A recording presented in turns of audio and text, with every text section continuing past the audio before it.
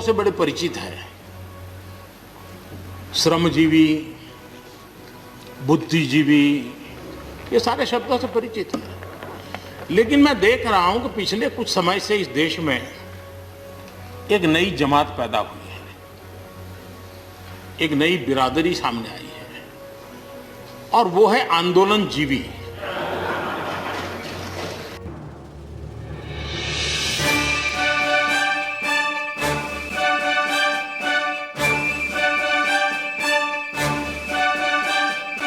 दोस्तों नमस्कार, मैं मनोज कुमार शर्मा एक बार फिर सत्यमेव जयते के साथ आपके बीच में आज चर्चा करने आया हूं।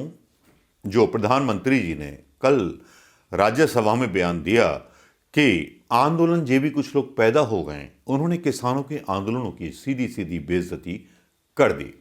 अब भाई, बेइज्जती करने का उनका अधिकार है, लोकतंत्र का उनको सबसे बड़ा जनादेश मिला हुआ है। वो किसी की भी बेइज्जती कर सकते हैं, चाहे विरोधी हो, चाहे विदेशी हैं कि नहीं हैं वो मैं नहीं कह सकता। जिनपिंग के बारे में बोल देंगे मैं नहीं कह सकता, लेकिन देश के लोगों पे उनकी दादागिरी बहुत कर्री वाली चल निकली है, क्योंकि देश की सरकार पर, पुलिस पर और सब पर उनका बड़ा अधिकार है। तो प्रधानमंत्री मोदी जी ने राज्यसभा में आकर के आज बयान दिया, और इतना असंवेदनशील बयान दिया जिसकी जितनी चर्चा की जाए वो कम है। लेकिन गोदी मीडिया इस बारे में नहीं चर्चा चलाएगा, क्योंकि पाला हुए उसका मालिक उनको सिखाता है। नेशनल मीडिया हो या जो भी हो, वैसे तथाकथित हैं, ये तो आप भी समझ चुके हो, उसी पर बहस चलाई। लेकिन अगर अमेरिका का मीडिया इसकी जगह होता तो आज प्रधानमंत्री मोदी जी वो पूछ लेता कि आपको क्या हक था कि किसानों की आंदोलन की मजाक आप उड़ाओ, उनको आप आंदोलन जीवी बोलो, इसके बारे में बात करो। और ऊपर से कृषि मंत्री का ये बयान आना कि हमारे कानूनों में तो कोई खराबी नहीं है, और उसके बाद ऊपर से मतलब इस तरह का बयान बोल देना प्रधानमंत्री मोदी जी का राज्यसभा में, यह मायने रखता है। और यह बताता है, जो बयान उन्होंने बोला कि आंदोलनजीवी हैं, और फिर दूसरा एक शब्द उन्होंने इस्तेमाल किया कि हमारे कानून में कुछ गलत नहीं, हम तो अच्छा करना चाह रहे हैं। अरे भाई, किसान आपसे अच्छा अपना कब मांग रहे हैं? किसानों ने कब बोला है कि आप अच्छा कर दो? लेकिन राज्यसभा में जो बयान एज ए प्रधानमंत्री मोदी जी का आया, तो मुझे लगा वो अहंकार से भरा हुआ था। इतने अहंकार से भरा हुआ था जिस अहंकार में लोकतंत्र की जनशक्ति शामिल थी, चाहे वो ईवीएम के द्वारा मिली हो, या सत्ता के द्वारा मिली हो, या उन भक्तों के द्वारा मिली हो जिन भक्तों ने इनको शक्ति प्रदान कर दी। अब जो बयान आया है, इसके प्रभाव क्या होंगे? इसके प्रभाव ये होंगे कि आने वाले कई सालों तक ये आंदोलन जो है किसानों का चलने वाला है। प्रधानमंत्री मोदी झुकने को तैयार नहीं है, किसी भी कीमत पर प्रधानमंत्री मोदी जी नहीं झुकेंगे, जिस तरह का उनका बयान आया। और जब प्रधानमंत्री मोदी जी नहीं सुनेंगे और किसानों की बात को सही नहीं मानेंगे, जो बोल रहे हैं कि ये 3 काले कानून हैं, और प्रधानमंत्री मोदी जी बोल रहे हैं कि साहब ये तो विपक्ष की चाल है, ये चाल है, वो चाल है, तो मुझे समझ में नहीं आता कि उनकी कमिटमेंट अपने दोस्तों के प्रति है या किसानों या देश के लोगों के प्रति। क्योंकि किसानों में भी हिंदू कुछ रहते हैं, अदानी भी हिंदू है, अंबानी भी हिंदू है, लेकिन हिंदू तो कुछ किसान आंदोलन में भी शामिल हैं, मुसलमान तो है नहीं।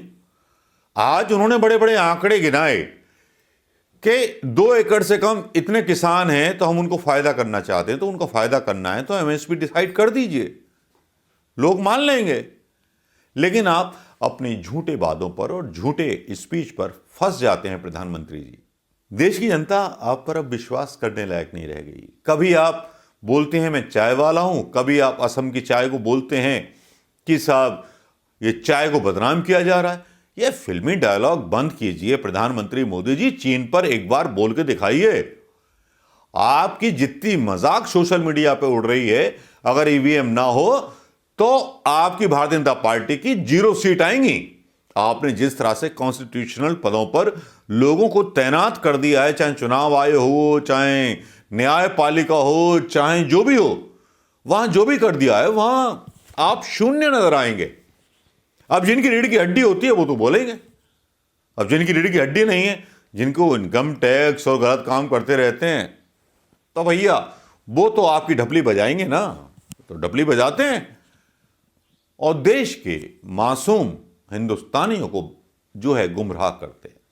लेकिन ये किसान जो बैठा हुआ है ना बॉर्डर पर, वो अपना हिस्सा लिए बगैर जाएगा नहीं। प्रधानमंत्री जी, आप उसको कितना भी आंदोलनजीवी बोल दो या परजीवी बोल दो, लेकिन आप देश में अमरलता बेल की तरह चुपट गए, जिसने देश को चूस चूस करके खोखला कर दिया है, सारे बैंकों को खोखला कर दिया है और अपने